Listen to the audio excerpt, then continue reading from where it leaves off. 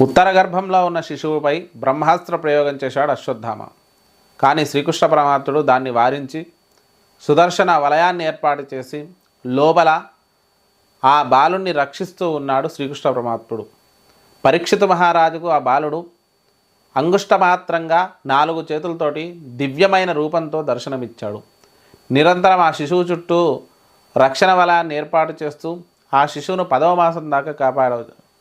ఎప్పుడైతే 10వ మాసం వచ్చిందో అప్పుడు ఆ శిశువు ఈ ధరిత్రిపై జన్మించాడు. అతనే పరీక్షితు మహారాజు. ఈ పరీక్షితు మహారాజుకు మొట్టమొదటి పేరు విష్ణురాతుడు.